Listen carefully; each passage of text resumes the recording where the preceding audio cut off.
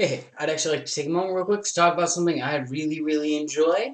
Well, maybe that's a few too many reallys, but anyways, I really like anime. And a lot of people find that weird or unrelatable. I mean, that's not saying there aren't plenty of people that like anime. The community itself tends to refer to itself as otakus, which something you may notice is I do not like to self-identify with nearly anything because I think it's hard for me to say I'm anything other than me because that's the only thing I can truly ever put myself into.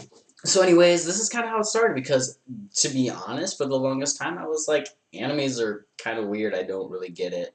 Like, who wants to watch something with a dude with an oversized sword who's probably 13 years old, drives a gigantic robot, and, like, shouts things? And I was like, so then this friend was like, hey, you should watch Gundam Seed with me. And I was like, oh, sure, why not?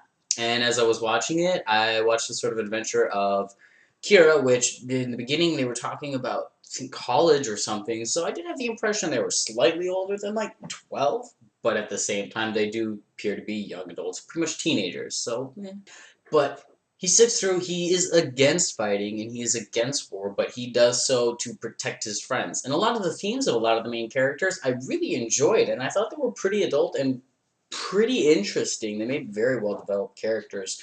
One of the characters, when they were no longer on the show because of things that happened, I literally paused the show and sat there in silence for like 15 minutes because I couldn't comprehend what had just happened.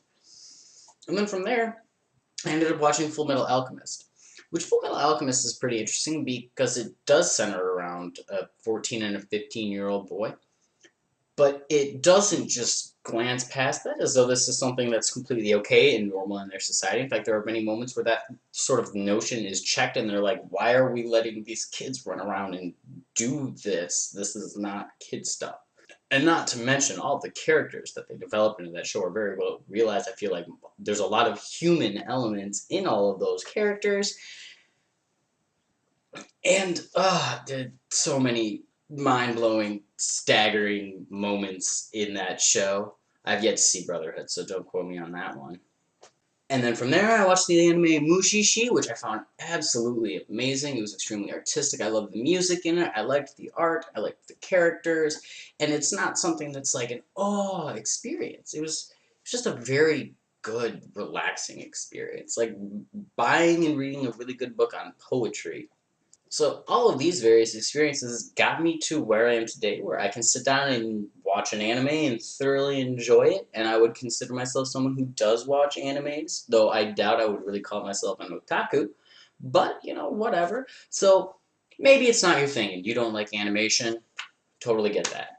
But at the same time, I think it's a poor idea to just throw animes out the window because something that's regarded highly as an American anime is Avatar: The Last Airbender, and if you have not seen it, I would highly recommend it. It is a fantastic show, and I'm going to leave it on that. Trot on, every pony.